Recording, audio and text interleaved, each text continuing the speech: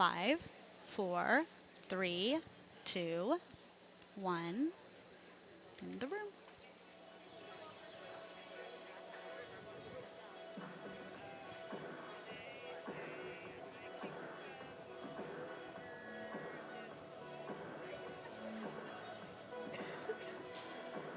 All right.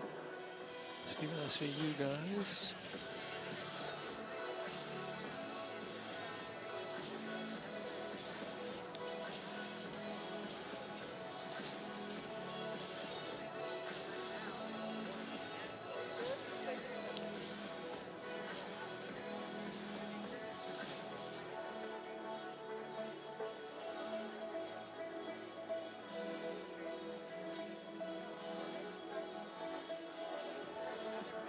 Let's do this again. You guys were so good.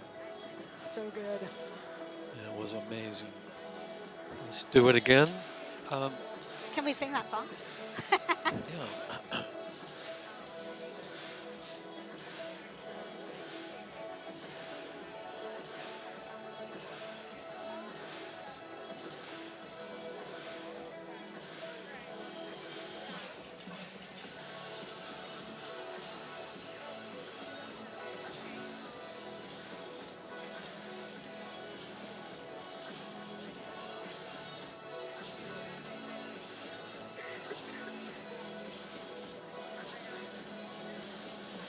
There's Bill.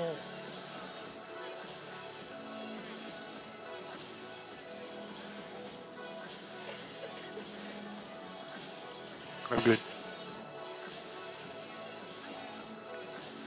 Okay. Thank you, sir.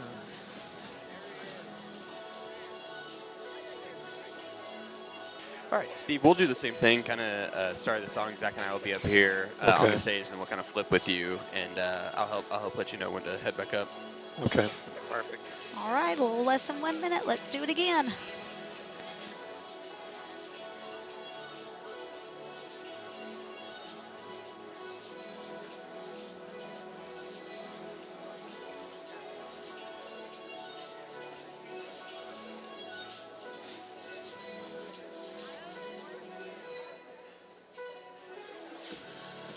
All right, 30 seconds. Let's point to Jesus, y'all. We're amazing last service, and I think you could feel it just based on how y'all were worshiping.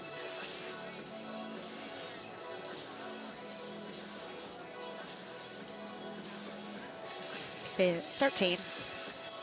I All can't right, count. here we go. 10. 5, 4, 3, 2, 1, 0. Good morning. You guys doing great? Having a good morning so far? We're glad you're here, so why don't you stand with us? It's so great to follow Jesus. We just want to sing together and remind ourselves of how good he is. You make it easy to love you. Ready, 2. You are good and Ready, 6. kind. Take 6. Bring joy into my life. Ready, 2. Take 2. Make it easy to trust you. Ready, 8. Take 8. You have never left my Ready, 1. side. Take 1. You've been faithful Ready, 6. Take 6. every time. Ready, 2. Take 2. Ready, 4. Take 4. Ready, 2. Take 2. Ready, 6. Take 6. Ready, 3. Take 3. Ready, 4. Take 4. Ready, 2. Take 2. Ready, 8. Take 8. Ready, 2. Take 2. 6. Take 6.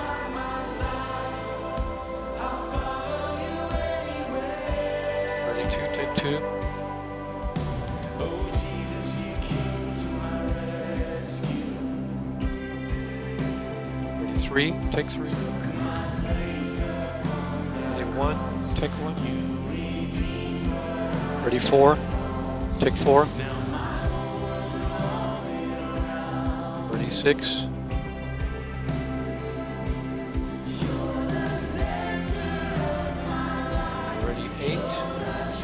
take 8. 8, you're long. Ready, 2. Take 2. Nice. Ready, 6. Take 6. Ready, 3. Take 3. Ready, 4. Take 4. Ready, 2. Take 2. Ready, 6. Take 6. Ready, 3. Take 3. Nice. Ready, 1. Take 1. Ready, 6. Take 6. Take 2. Take 2.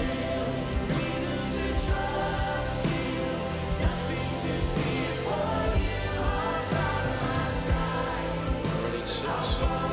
Take 6. 7. Ready, 3. Take 3. Ready, 1. Take 1. Ready, 4. Take 4. Ready, 6. Take 6. Ready, 2. Take 2. Take 2 in a row. So Brandon, you want to go out wide? 3. Take 3. I'm going to put 4 on. Put 6 on. Back to 2. 2 is live everywhere. Ready, 8. Take 8. 8 is live. 8 you're live. Ready, 3.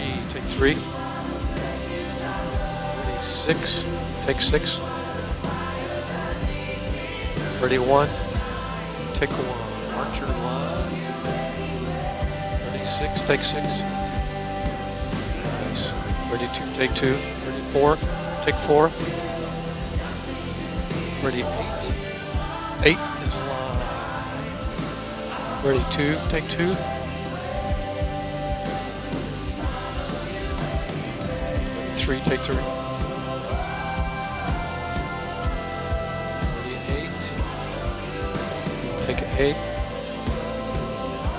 Nice. So good. Ready, 6, take 6. 3, take 3. All right, go ahead, switch Steve, switch Steve. 2, take 2. Great to sing those words. I'll follow you anywhere, wherever it leads me.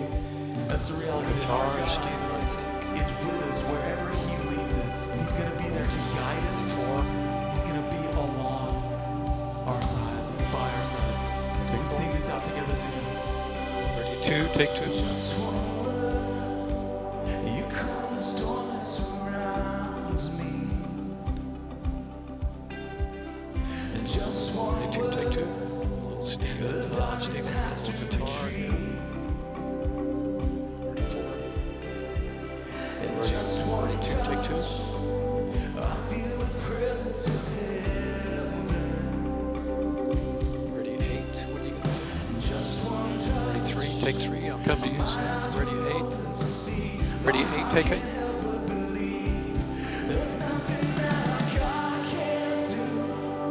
Ready, 2, take 2. Ready, 3, take 3. Ready, 1. Take 1. Ready, 6. Take 6. Ready,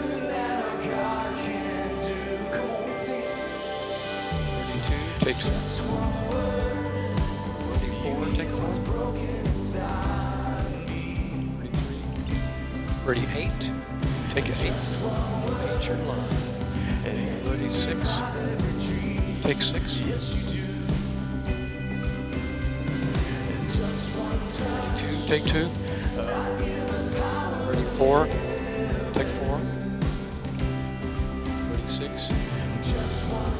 3, take 3. Ready, 6. Take 6 up to his face. Ready, 3. Take 3. Ready, 2, take 2. Ready, 6. Take 6. Ready, 1. Take 1. Ready, 3. Ready, 4. Take 4. Ready, 6. Take 6. Ready, 2. Take 2. Ready, 3. Take 3. Ready, 1. 1, take 1, ready 4, take 4, ready 2, take 2, ready 3, take 3, ready 1, take 1, ready 4, take 4, ready 3, take 3, ready 2,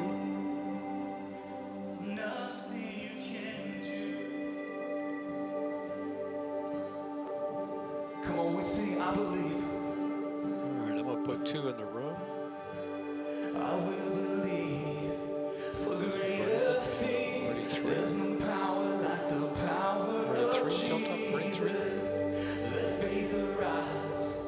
Let all agree. ready 6 over, Power like the power of Jesus. put 1 over, I will believe ready put over 4 over, there's no power 2, take 2, of Jesus. Let faith arise. Come on. Let all agree. ready 2, take 2, 2's everywhere, ready 6, take 6, ready 2, take 2, ready 3, take 3, ready 1, take 1, ready 4, take 4, ready 8, take 8,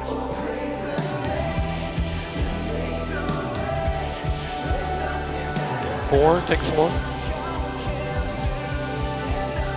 Ready 2, take 2. Ready 3, take 3. Ready 4. Take 4. Ready 1, take 1. Ready 3, take 3. Nice. Ready 6, take 6.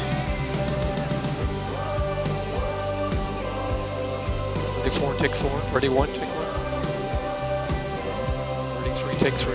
Ready 2, take 2. Ready 6, take 6.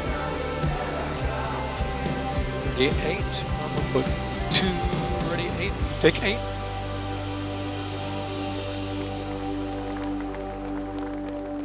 God, we praise you and we celebrate you because there is nothing that you can't do. And Ready God, 2, I just take ask 2. that in this moment, as we sing this next song, as we make room for you in our lives and in our hearts and in our minds, would you just renew our mind? Your word says that you renew our minds, you refresh our souls, and we just ask that you would do that and lead us in the way of your truth, Lord. And just open our hearts to whatever you want to do.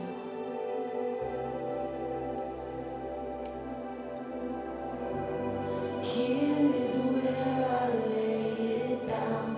Ready 3, Every burden, every crown. take 3. This is my surrender. Just keep going.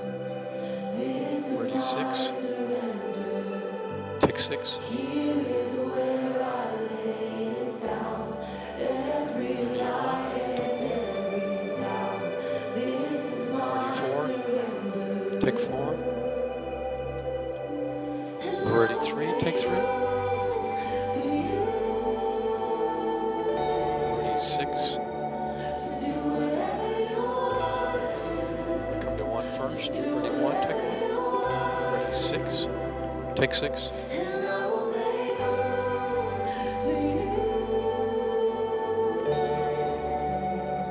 Ready 3, take 3. 6, you're clear.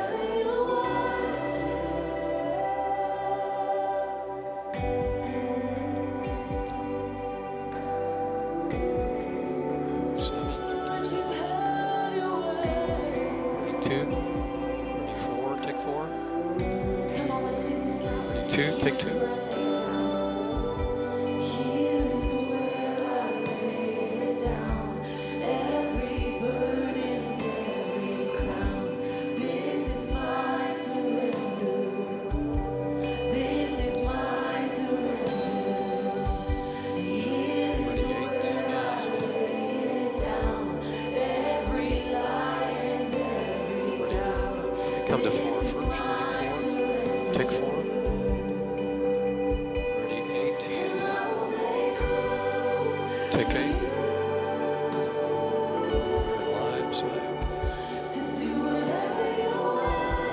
6.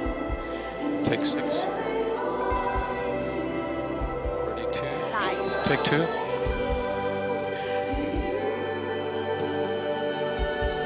Ready 4. Go to 3 first. 3. Take 3. Ready 4. Take 4.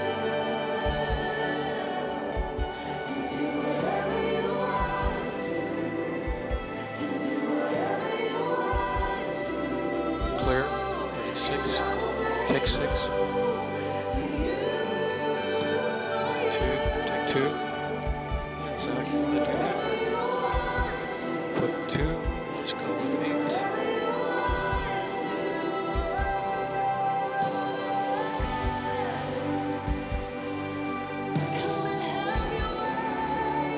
Put 4 over 8.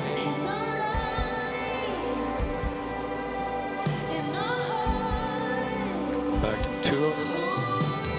Put 6 over 8. Ready 2. Take 2. Ready 2.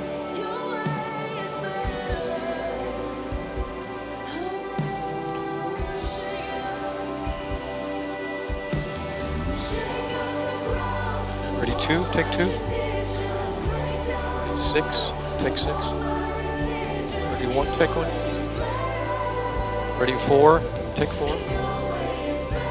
Ready 2. Take 2. Ready 3. Take 3. Ready 6. Take 6. Ready 2. Take 2. Ready 4. Take 4. Ready 2. Take 2. Ready 1. Take 1.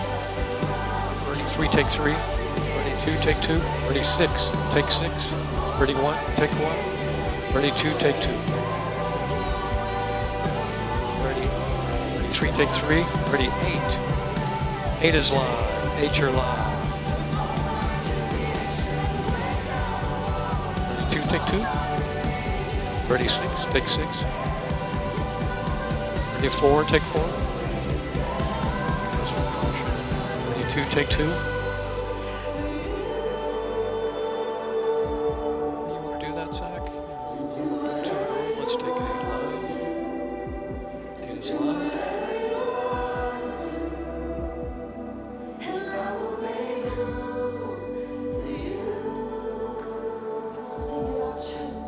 Put 6 over. Correct. 2 over.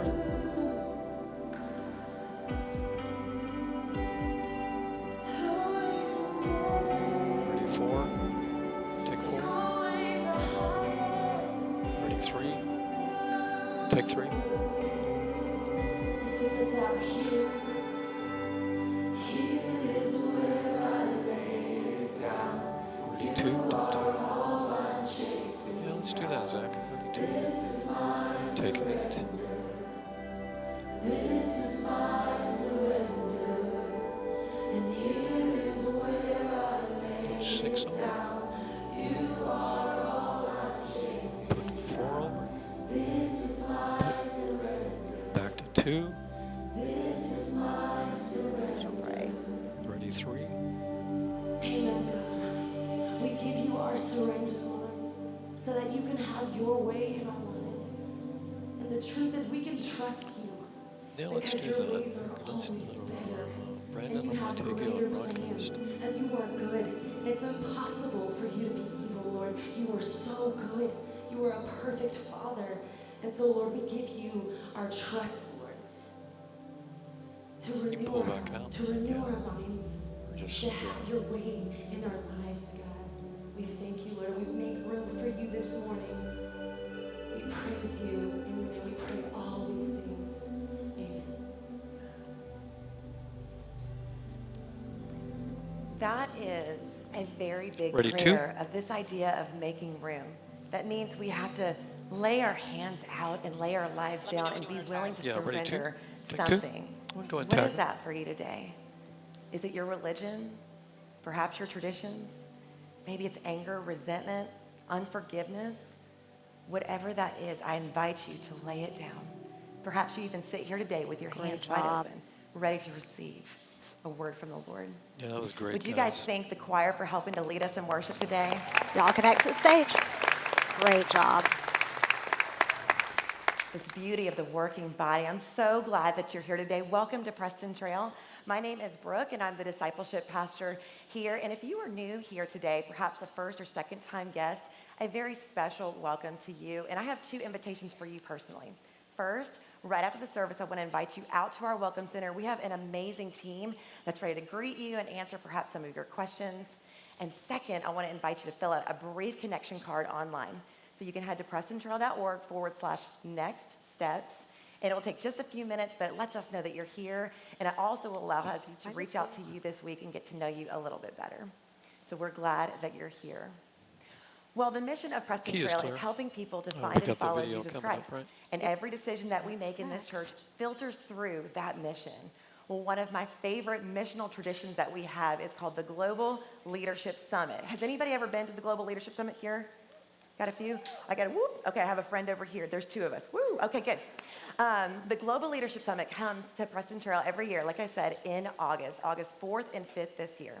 And I remember I went to my first summit in 2015, and you guys, it rocked my world and helped me to understand not just leading others and using my influence, but starting with myself. Because leaders go first, and that's me, and that's you.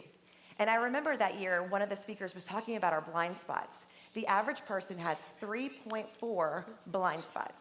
So if you don't think you have a blind spot, you do. You have a blind spot. So the action was go out and ask one other person, somebody that you know in your influence, maybe a spouse, a friend, a coworker, and say, hey, what is it something about myself that maybe that I don't know? Well, I was a little overzealous, and I went out and asked multiple people for multiple things, overwhelmed myself, shut it down, and started back at the beginning again. So ask one person, and then simply say, thank you for the feedback. That was something else that I learned that the summit taught me. So if you have not been, or maybe it's been a while since you've been, let me refresh your memory. Take a look at this. Fire video. How many of you are ready to grow in your leadership? Most of the time, the growth option is the scariest one. So imagine the legacy you would want and then work backwards. A rebel leader looks at every situation with curiosity. Don't become such an expert that you can't see things anymore. The question I'm asking is, will you lead when you are invited to? You might not be exactly where you want to be in life. But we need to look at fear straight in the eye. And find the groove.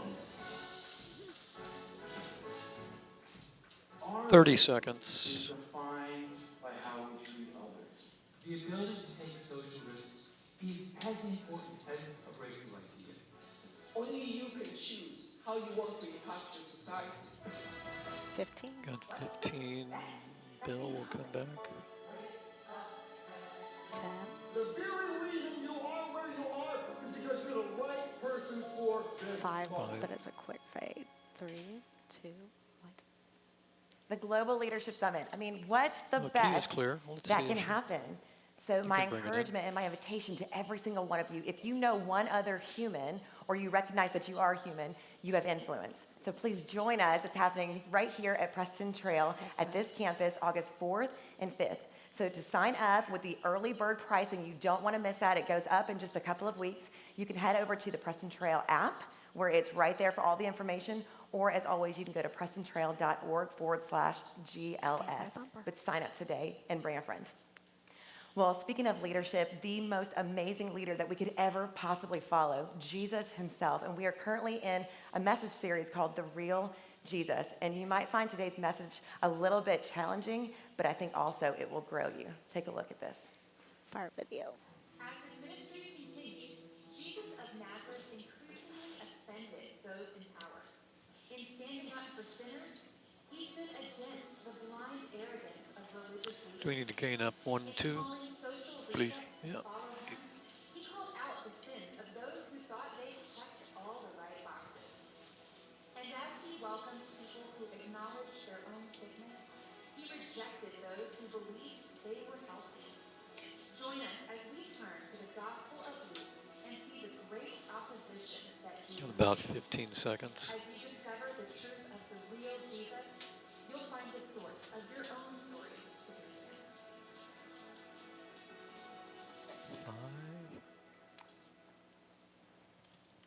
2. Well, good morning, everybody. Thank you for joining us we can today, tag in. whether online or here at our Frisco campus. And one thing I learned after the last service, you need to be careful what you sing for.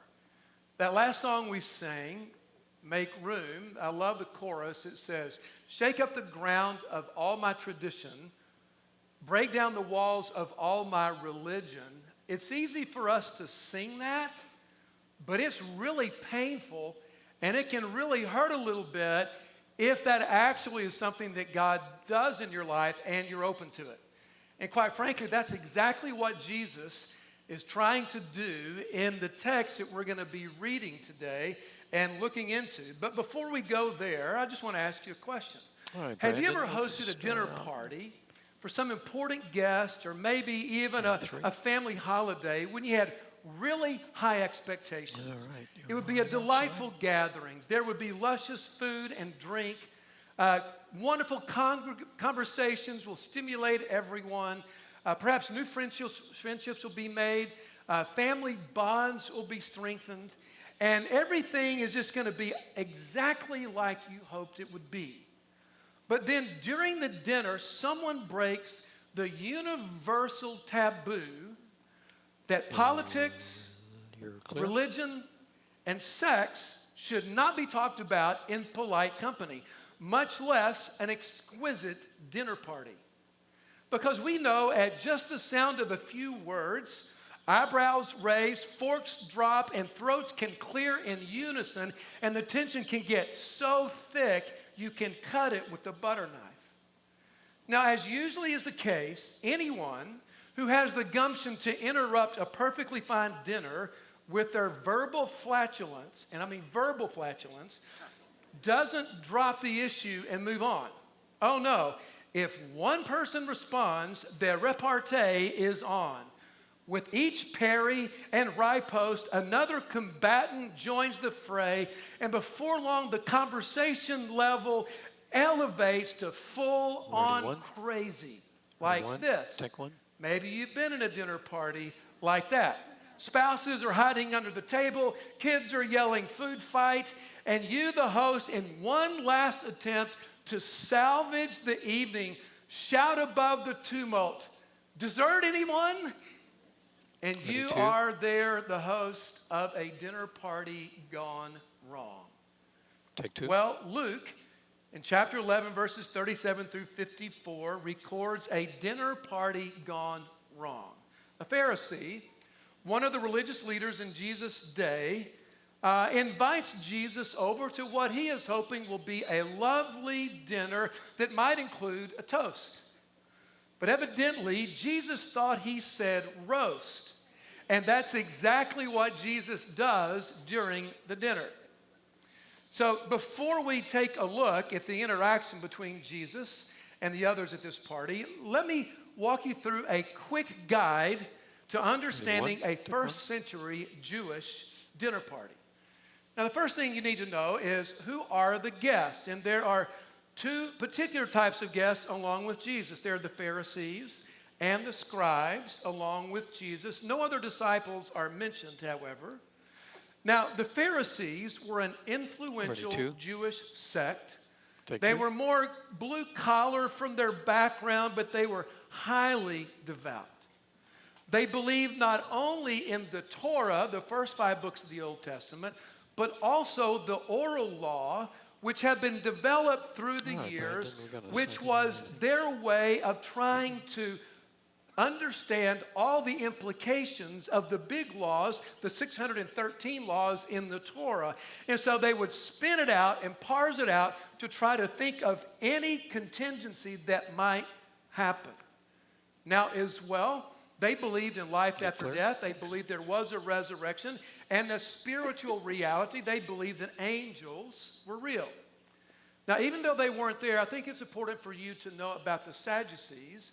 They were probably the more authoritative and powerful Jewish sect, and they had different beliefs. They believed in the Torah only, the first 5 books of the Old Testament and the prophets. They did not believe there was any life after death. They did not believe in a spiritual realm, and angels did not exist. and they were from the wealthy elite families of Israel. And now, then there were also this group called the scribes. A better way to understand them is that they were religious lawyers. So if you think lawyers in our day could get possibly worse, just add religion to it, and that's kind of what you get, all right? So here's the deal. They were the guardians of the biblical text. They meticulously copied. They actually knew how many words should go in every line and how many rows should be in it. I mean, they had it down to a T. But more than that, they were also the official ones who would determine what a law made, and they actually started building case law, much like our Supreme Court in the United States. And they would go back and they would adjudicate on all the fine points of the religious teachings. All right, that's who was there. Now, another thing you need to know is that etiquette at a dinner party in Israel is a pretty big deal. That when you invite someone to join you at table, you are, by that invitation, inviting them to friendship. And there is just this unspoken commitment to honor each other and to work for each other's well-being. And not only is this a big deal, but also this whole idea of ritual purity is running in the background of this party. Ready, one. Now, ritual purity is not necessarily moral, but it is ceremonial, but deeply religious. That is, if you were ceremonially unclean, you were deemed unfit to be in the presence of God. You could not go into the temple. You could not participate in temple worship. Now, there were three primary ways that you could be defiled, is the word that they used, and be unclean. It would be by touching a dead body or touching or walking on a grave. It could be the expression of some bodily fluid. So, ladies, during your monthly period, you would be unclean for 7 days and not welcome in the court of women at the temple. And then the third way is this: if you had a skin disease or any other bodily imperfection. If you were deaf, blind, missing a limb, any other bodily defect, you were declared unclean, and you were not welcome to participate in the temple and the religion of the day. And even though it was not necessarily moral, it had incredible impact on the people who were deemed unfit to be in the presence of God. Now, that's kind of the things running in the background. And as this story opens up in verse 37, Jesus clearly loves to stir things up. Ready, one. Now look at verses 37 through 38. As Jesus was speaking, one of the Pharisees invited him home for a meal. So he went in and took his place at the table. His host was amazed to see that he sat down to eat without first performing the hand-washing ceremony required by Jewish custom. So it was the custom that when you sat down at a table, you would wash your hands. It wasn't a hygiene issue. It was a ritual issue of ritual cleanness. Now, why does Jesus do this? Well, if Jesus understands, if you want some people to see a new way, you have to start by stirring up the old way. We know now, and I think Jesus, because of who he was, certainly knew this, that between the ages of 25 and 35, most people's religious thinking and values get cemented in. They get settled. And Jesus understood that these religious leaders, if they were going to have a heart that would be open and allow them to come into the kingdom with him, he had to disrupt their thinking. And so Jesus does what I would like to call a premeditated performance art piece. That is, that he intentionally doesn't wash his hands to give off a signal that things are going to be different at this dinner. Now, here's the thing. I don't think Jesus is trying to be rude. I don't think he's trying to get back at the Pharisees. I don't think he's just trying to be a pill, and he's not trying to be a Karen. I mean, he has a reason for doing this. Okay, I'm sorry. If your name is Karen, I probably have already offended Brandon, you can do a little bit more. And I'm sorry about that. And I just want everyone to know that as I go through this message, probably every one of you are going to be offended at some point. So if you feel the need to write an email, I want to go ahead and give you the address. It's complaints@jesus.com. And if you'll just address any complaint you have, that is the email address. All right, now here's the deal. Jesus stirs things up because he wants to disrupt their thinking, and he stirs things up by calling out their hypocrisy. Now, the word hypocrisy in English comes from the Greek word hypokrisis, which means to play a part. It's a word that comes from theater. It's like putting on a mask. It is pretending to be someone that you are not. And if I could just kind of synthesize all the wonderful definitions about hypocrisy, I would synthesize it down to this one. Hypocrisy is pretending to be something that in fact you are not. We often say, you know, this person doesn't practice what they preach. There is something endemic in hypocrisy that we are covering up, something we're trying to appear to be someone or be somebody or believe something that in fact we really do not. And there are different shades and nuances of the meaning of hypocrisy. And quite frankly, in the verses we're going to look at, Jesus gets to about all of them. So let's take a look at Jesus' dire warnings against hypocrisy. Now, depending on what particular translation you have, these may be listed as woes. In the New Living Translation, which I'll be using, Jesus is translated as saying, "Oh, what sorrows await you if you do these things." He is saying it is not going to go well with you if you live out these expressions of hypocrisy.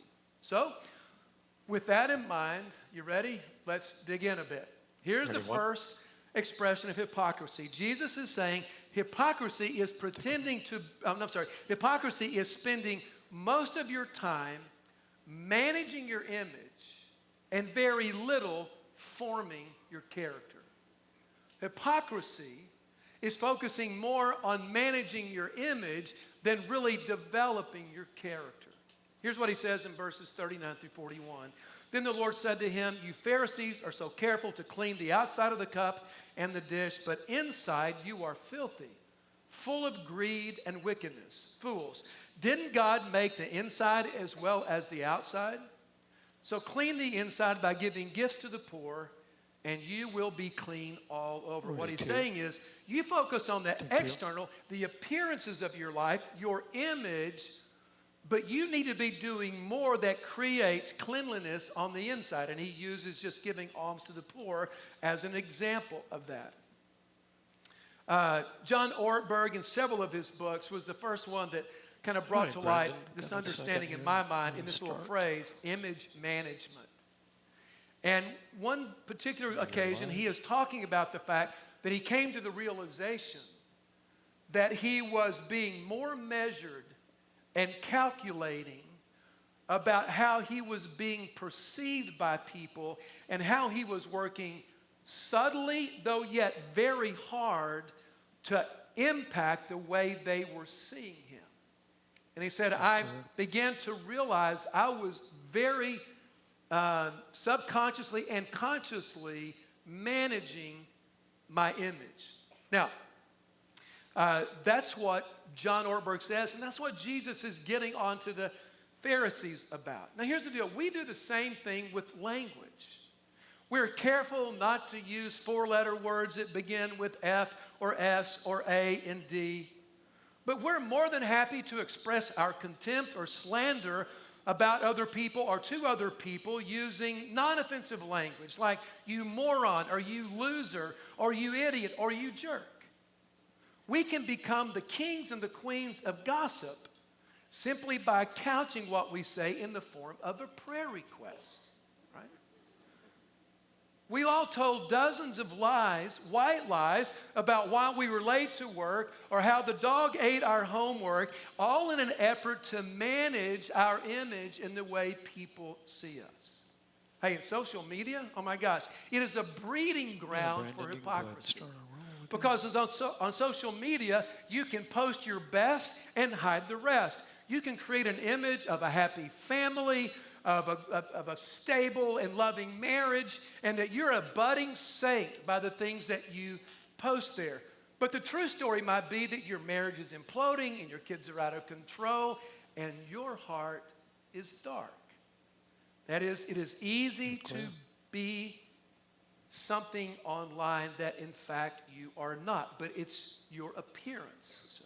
And here's what Jesus is getting at when he says, hey, look, focus on the inside. What he wants us to know is this, is it focusing on shaping your character. When you do that, then you don't have to worry about managing your image. Right? If you're not telling white lies all the time, if you're not offending people, if you are really focusing on developing your character like Jesus, you don't have to worry about your image anymore because you are pleasing the audience of one. All right? That's the first one. Here's the second one. Hypocrisy is majoring on minor things and minoring on major things. Look at what Jesus says in verse 42. What sorrow awaits you, Pharisees, for you are careful to tithe even the tiniest income from your herb gardens. But you ignore justice and the love of God. You should tithe, yes, but do not neglect the more important things. Now, listen, there is a long history in Christian history about believers focusing on the minor things and totally neglect. I'm sorry, that's my Siri watch going off. Sorry, could you say that again? Okay, let me say that again. Last hour, the alarm went off and said, your heart rate is elevated, but you're not appearing to move very much. Are you okay? And so while I was preaching, I had to click on, I'm okay. So clearly there's a setting I need to work on. So where in the heck was I? Okay. All right. There's a long history of us focusing on minor things as opposed to major things. Because it's just easy. You know, growing up, my history was, if you're a good Baptist, you don't smoke, drink, cuss, or chew, or go with the girls who do. It's a lot easier to do that than love God with your whole heart above all other things and to work for justice. That's hard. But, you know, it's relatively easy, you know, not to do some of those things. And I even took some of that with me to Baylor. So when I was a freshman at Baylor, I went to eat at a place called George's. Anybody ever been to George's in Waco? A number of you have. They're known for their chicken fried steak and their beer that is sold in a big old goblet. And they are really cool. They're really large. And a lot of us wanted to have those to put up on the bookshelves in our dorm room to kind of decorate. So I go out with a group of friends one night, and I don't order a beer because I'm Baptist, right? But I'm there, but one of the guys left his big old glass empty there, so I stuck it under my coat and took it out and stole it and put it in my dorm room. Y'all, it took me several years to understand the irony of that. I was okay with stealing the big old glass, just not drinking the beer. How messed up is that? I mean, stealing is like one of the big 10. So after the last service, this guy, a friend of mine named Aaron, came out and said, hey, do you still have the big old glass? Robin, do we still have it? We do. I still have the big old glass. Do I want to make a commitment to pull it out of the attic and take it back? Okay, maybe I'll do that. But you see what I'm saying?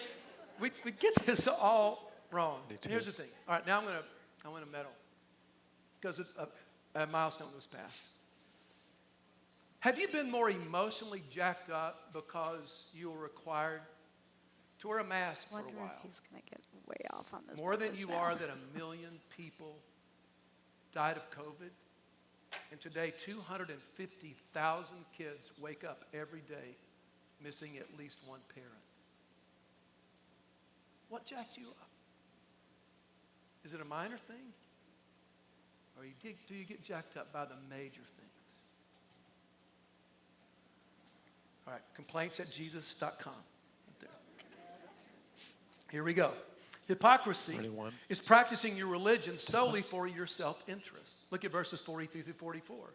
What sorrow awaits you, Pharisees, for you love to sit in the seats of honor in the synagogues and receive respectful greetings as you walk in the marketplaces. Yes, what sorrow awaits for you. You get 2 sorrows for this one. For loving the adulation, because you are a religious person. For you are like hidden graves in a field. People walk over them without knowing the corruption they're stepping on. That is, they are defiled. All right. Now, you see, in some settings, like here in the Bible Belt, being seen as a church-going Christian is still an asset, especially when it comes to business and politics. The sad thing is that when we are held up on a pedestal for our religious behavior, the door to becoming judgmental opens really widely.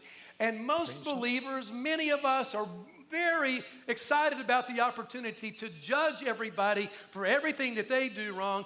Quite frankly, even if they're not even a believer, we expect them to act like that, and we judge them because they are not. And what Jesus wants these Pharisees to know and us to know is that hypocritical religion contaminates others. Slide. Jesus said the Pharisees were like hidden graves.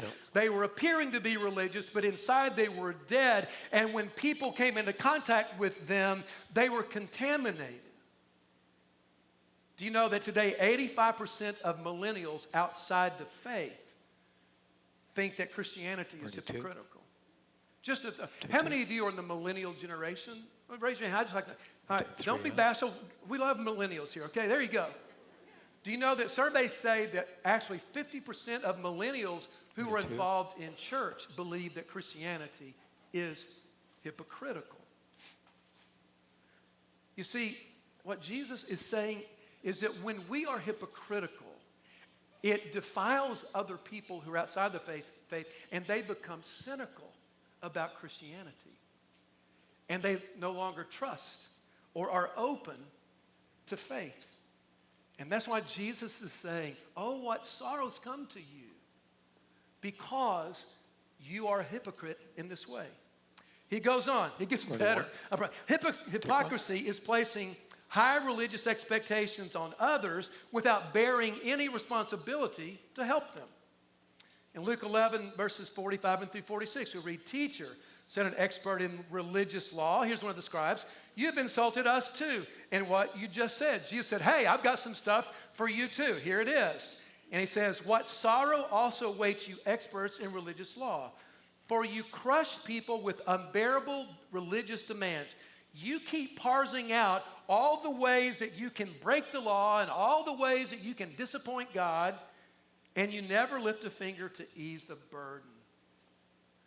Now, in my college days, I was still hopefully a maturing believer, and I was still learning, and I was invited to Bill Gothard's Institute for Basic Youth Conflicts. Don't know if you ever went. But I went the first night, and I didn't return after, because when you went, he gave you a notebook that was this thick that outlined all the possible ways that you could mess up or the things that you need to do. And even then in my young head, I was going, didn't Jesus boil all the law and prophets down into this one little phrase in 2 sentences? Love the Lord your God with all your heart, all your soul, all your mind and strength, and love your neighbor as yourself. I was going, I don't need that whole big book. Now, we all get this. We all get the fact that we love for people to spell it out, and we don't have any ambiguity about what I'm supposed to do or not to do. But when we're guilty of weighing people down religiously and not helping, that's hypocritical. Here's a thought came to me this week. Many of us, as followers of Jesus, are really delighted that Roe v. Wade has been overturned or will be overturned by the Supreme Court. Now, it doesn't really overturn it. It just says it's not a constitutional right, and it sends the decision back to state legislators. But it's a huge victory, many people think. And so now what's going to happen, many followers of Jesus think, is that now a woman who becomes pregnant, even in poverty, sometimes because of incest or rape, now they're going to be forced because of government intervention into carrying those pregnancies that involve a real person into full term. And I understand that many Christians are very delighted by that fact. But here's one thing that many people in the pro-life movement seem to miss is that while we want the government to intervene on taking those pregnancies to full term, when it comes to providing the right kind of health care and the support for those women and to give them the opportunity to move through that, no, don't want to do that. You know, many Christians aren't really pro-life. They're pro-fetal life. And the world notices our hypocrisy. I personally am pro all of life. And I think Jesus is pro all of life. Here's another one. Wait, complaints? 31. At Jesus.com. Hypocrisy is judging other people's sins while 31. ignoring your own. What sorrow awaits you, for you build monuments for the prophets your own ancestors killed long ago, but in fact you stand as witnesses who agree with what your ancestors did. They killed the prophets, and you join in their crime by building the monuments. This is what God in his wisdom has said about you. Now he's talking to the Pharisees and the scribes at the table. I will send prophets and apostles to them, but they will kill some and persecute the others. Now this is a little hard to understand, but here's what Jesus is saying. The Pharisees are trying to distance themselves from the sins of their ancestors by building monuments to the prophets their ancestors killed. Take 2. But Jesus recognizes our human tendency to try so hard to be different from our ancestors that we try so hard that in fact we end up doing the very same thing that our ancestors did. And that's what Jesus is saying about them. So here's what Jesus is saying. The sins that you rail against, the sins that you rail against in others may, not always, but may be a clue to the sins that lie in you. Now, think with me for a moment. Have you ever noticed how many TV preachers rail against sexual immorality and pornography and adultery, and yet how many of them get caught doing one of those things? You see, we tend to preach against and rail against the things that we struggle with. And so let me ask you, when you hear and see someone really getting upset about people who don't tell the truth and people who tell all the white lies and it really gets under your skin, quite possibly it's because that's why you struggle and where you struggle too. Or maybe you see people who are so inwardly focused, they're very selfish with all their wealth and their stuff, they're stingy people, and you just really get bent out of shape when you see how unconcerned they are, and yet what that might be telling you is that you're not as generous and open-handed as you should be. And when you get upset because people are saying racist things about white people and they talk about white supremacy and stuff, if that really gets under your skin, the reason might be is because deep inside you're dealing with racism yourself.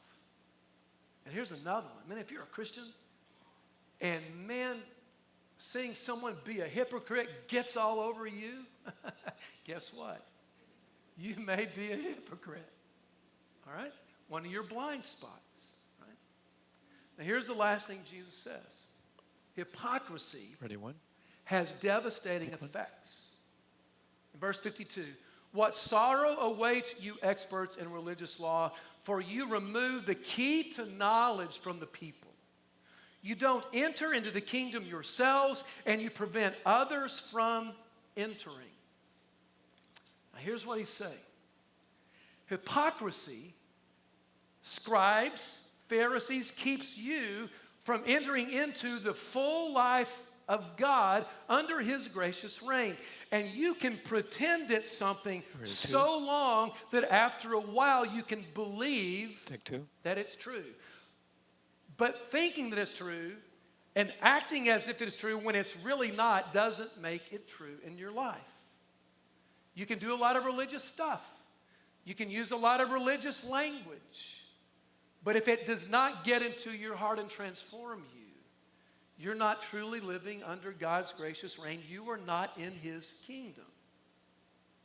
Also, Jesus says, hypocrisy also keeps others from entering a full life under God's gracious reign.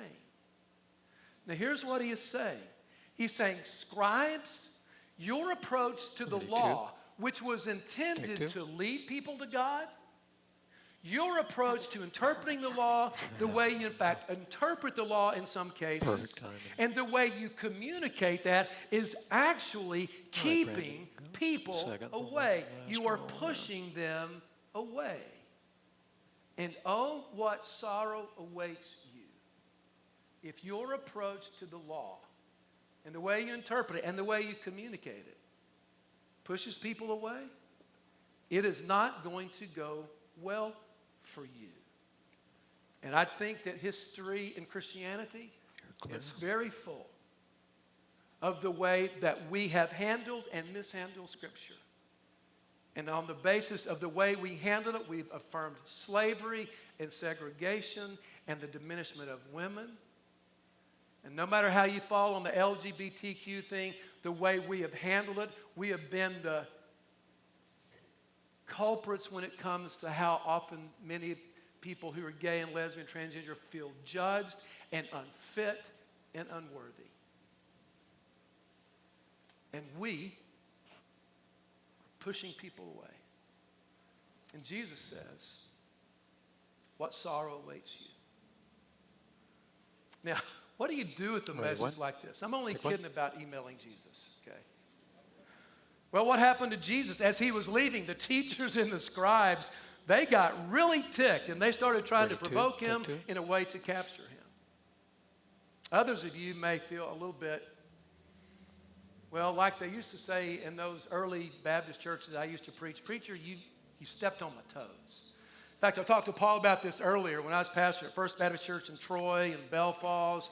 You know, I was standing at the back of the auditorium let's do when the another service one. was over, and people would walk through and they'd shake my hand and look at me and go, well, preacher, you really stepped on my toes today. And here's the deal. They weren't mad at me.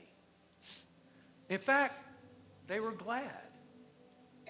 They were glad because they realized that they needed to be confronted by some of their attitudes and their perspectives and their ways of following Jesus. So, if I stepped on your toes today, I want to offer two words, a word of comfort and a word of challenge today. Ready, one. The first is a word of comfort.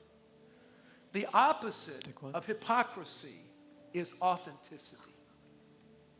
And so if you are a follower of Jesus who struggles with sins and doubts along the way, you're normal. You're not a hypocrite. It's a journey Ready, of growing two. to be like Jesus. Take two. 3 steps forward, 2 steps back. Take a time out, get back involved. That's normal. So I hope I give you some relief today. But Ready, one. a word of challenge, especially to those of you who have grown up in church, who are highly churched, or thoroughly convinced of your rightness. I want to speak a word of challenge. I want to challenge you to stop looking out the window at others for a moment and take a good look at yourself in the mirror. Honestly, have you been putting way more effort Ready, into two. managing your image Take two. than in learning to grow and to become like Jesus? Truthfully, have you been majoring on the minors and you've totally ignored the major things of the gospel, like justice, the love of God, the love of your neighbor?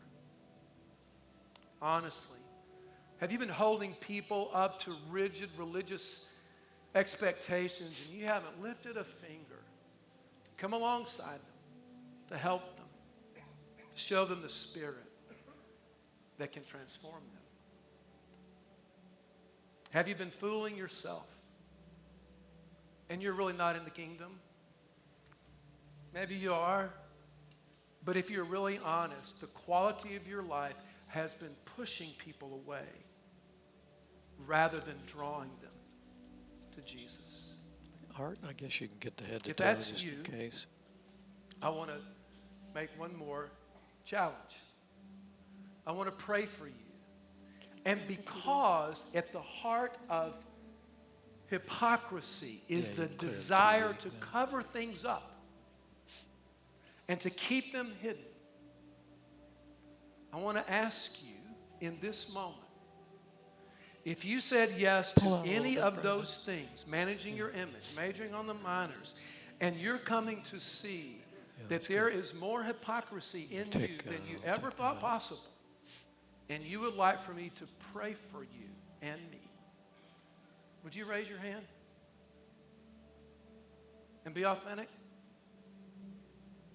and say, this is who I am? Father, I want to thank you for the courage of these men and women today who have said, as I listen to the words of Jesus and his principles, that I recognize that I have been at times more like the Pharisees and the scribes than like him. You're clear. And Father, I pray that in this moment, your Holy Spirit will flow into our lives, renew our minds, renew our spirits, form us more into the likeness of Jesus.